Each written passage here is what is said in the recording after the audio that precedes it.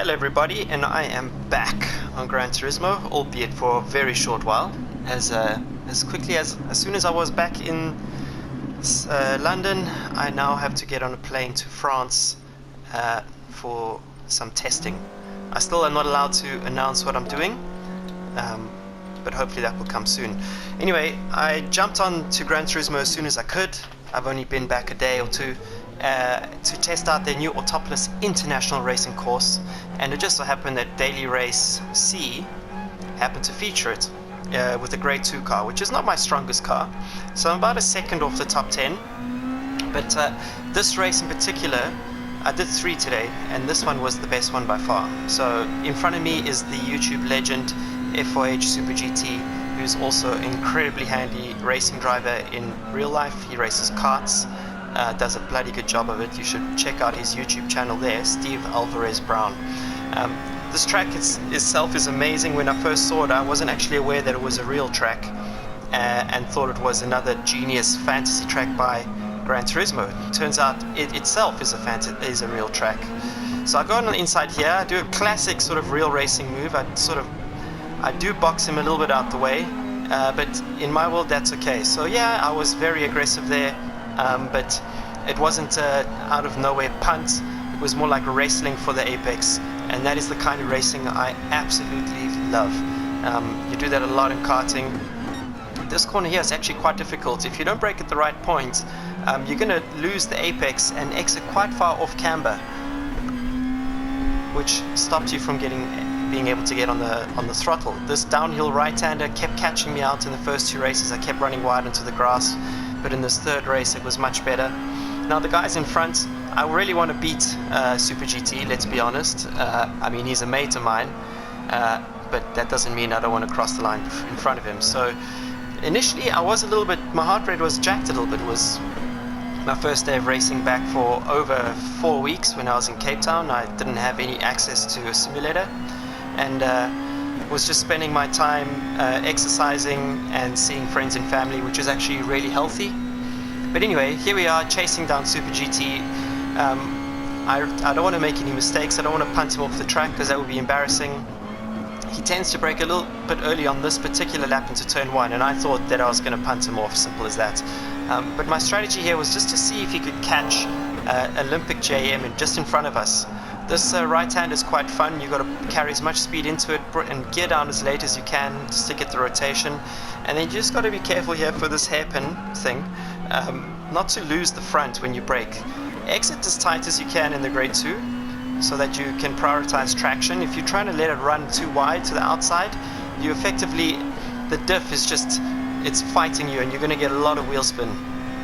Then stay close here and brake early at this second signboard towards the inside, and stay as close to the curb as you can and exit over the crest.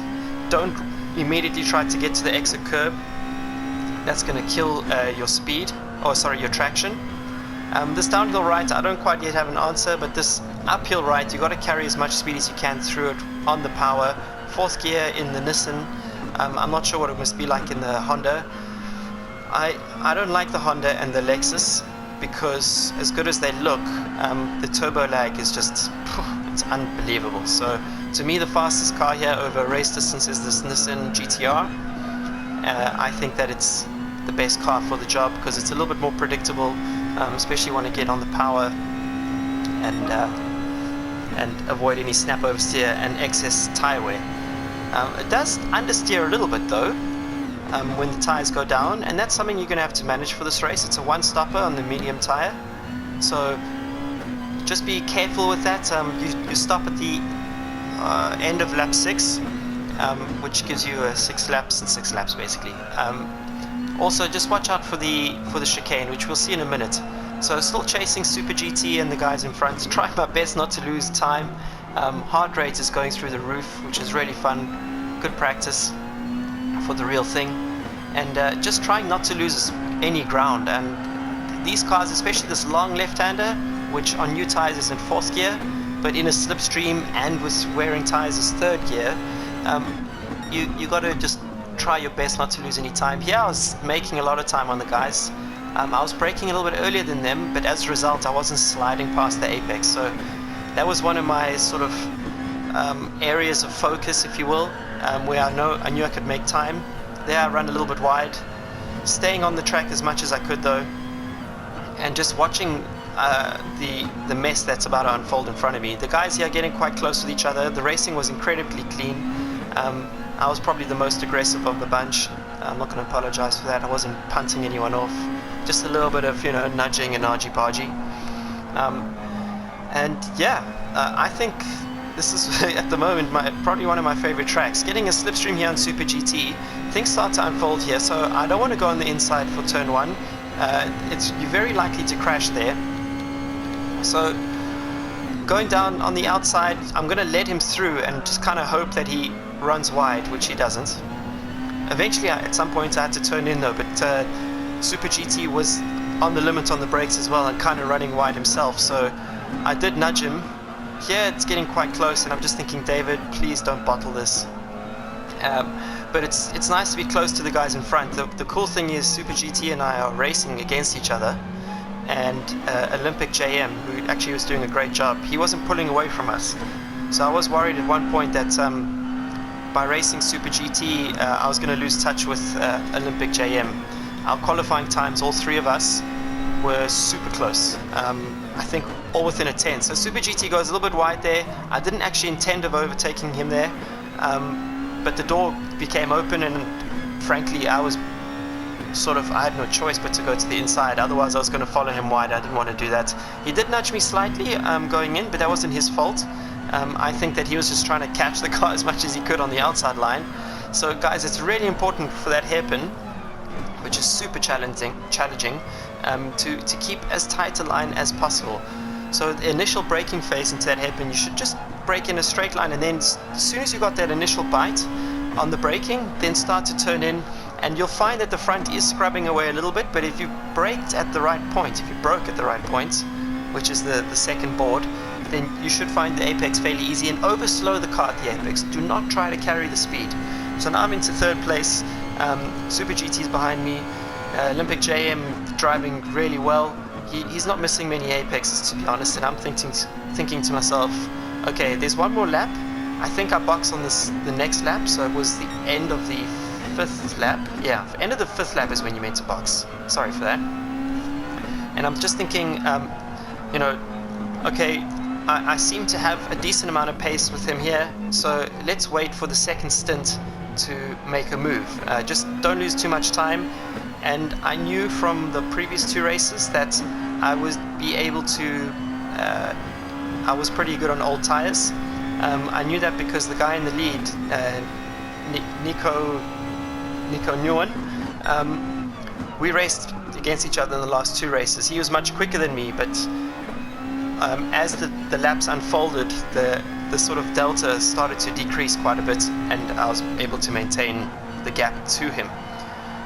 Right on. So we're both going wide here. I was just kind of zombie watching there, because this is a big mistake that I made on this lap, was because I've resigned myself to attack during the next phase of the race. You could argue that I switched off a little bit on this lap, thinking to myself, I'll just get to the pits, and the result of me quote-unquote switching off was I almost went off the track. Luckily Olympic was also almost going off the track, so we're all good there. As the tires wear on these cars, you want to keep as tight a line as possible. Okay, so we do not pit this lap, we pit the next lap. I actually pop out of the slipstream here. I don't want to get an unpredictable run into turn 1, so I rather brake, I rather my approaching speed be the same as it was the previous laps, so that I don't have to guess where I have to brake if I'm in a slipstream carrying maybe 10-15 kph more into the corner. Remember, we've resigned ourselves to the second stint. Super GT is right behind us. I have a suspicion he's doing the same thing, so I don't want to create too much drama here, which I'm pretty good at. Yeah, he's just going on the slightly wider line. Again, as I mentioned, on the older tires, you want to keep as tight line as possible, because these cars don't like to be on throttle and opening with the steering. They get quite snappy, and I'm sure with the turbocharge or turbo lag of the Honda and the Lexus, it's even worse, because the Nissan GTR has a pretty linear engine map in comparison. There was a small gap there, but no opportunity to go wide. Here I was just kind of doubling it. I wanted to spot my apex because we've both been making mistakes through there. Me in particular in the last two heats, two races, I went properly wide there and off the track. This is a very tricky corner as well. On new tyres you want to roll in there in fourth gear and then shift down third and then wait and then second. Obviously as the tyres are going off you're going to shift down a little bit earlier, but you just got to be aware that when you shift down too early in these cars you start to lose the rear end. Behind us we've got Super GT who's getting super close and it's time to pit. You'll see how tricky this pit lane is. Olympic crashes. I managed to maximize the curves just on the limit, and I don't touch any walls or anything, so there was no penalty, but as a result of him hitting the wall I actually overtake him. So now I'm just going to show you the first 2 laps of this second stint, and then we'll just jump to the last lap, because lucky for me I jump ahead of the guys. Super GT is right there, and for me it's just a case of not making any mistakes and being as smooth as possible. So they are going at it as hard as possible. I'm sure Olympic was really having to defend super hard there so that Super GT couldn't get a run. The thing is that you got to consider is when you exit the pits, the tires are a little bit cold, or I wouldn't actually say that they're cold. I think that it's when you put on new tires on a race car, they've got this sort of like film, like glossy film on them. The new Formula 1 cars have them quite exaggerated because they're using a new chrome mold. But even without the chrome mold, you have this film that does take a corner or two to scrub off. Now, it could very well just be tire temperatures in the game, but I suspect that because it only lasts 2 corners, it could be that film. We don't really experience it in real life when the tire's up to temperature though, so speaking of that, I'm not sure. Anyway, the point is, first couple of corners out the pits, you got to be as careful as possible. I'm trying to be as smooth as I can here. Instead of going high rev, low gears, I'm carrying sort of higher gears in the corners. So instead of let's say it's a second gear corner, I'd go in third, etc. And you can do that when the tires are new because you've got the front end grip.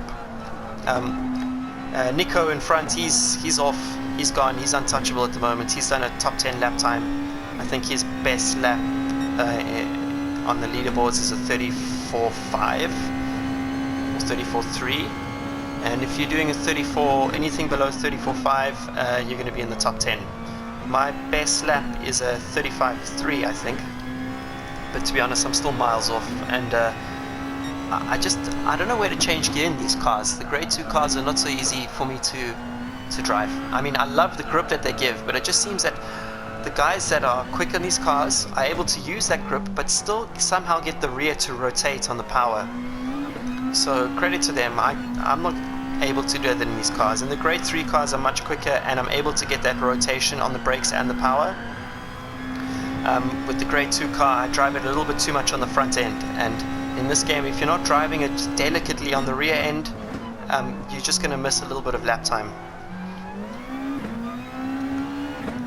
Okay, so let's cut to these guys and see what's going on here.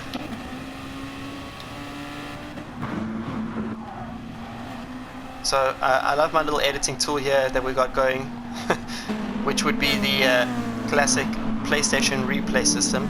I would record these things live if I had a proper PC, but that's still in the works.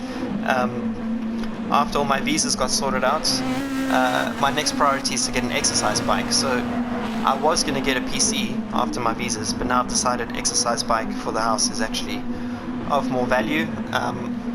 So yeah, unfortunately I can't tell you what I'm racing this year, and that's just because my team is delaying the announcement for some reason. The plans are pretty cool. I think once I announce it you're going to be like, oh, I thought so anyway, but I don't care. It will be the most races I've done in a season, I can tell you that. I can tell you it will be in a new car, like a fresh car. It will be in a Ferrari, and it was picked up at Fiorano the other day. Unfortunately I couldn't be there because of my visas, because I was stuck in South Africa, but I absolutely can't wait. We start to test on Wednesday. I fly out of the UK tomorrow morning, catching a red eye. I'm going to be there quite early, but I don't really care. I want to get there, I want to try on my new suit, and hopefully tomorrow, which will be Tuesday for you guys, well, for me too, but I don't know when I'm going to put this video out. Whoa, Super GT having a big moment there. Hopefully tomorrow I can announce things, so I'll probably do a little post on YouTube, as well as Instagram. Follow me at David Peril, and Twitter.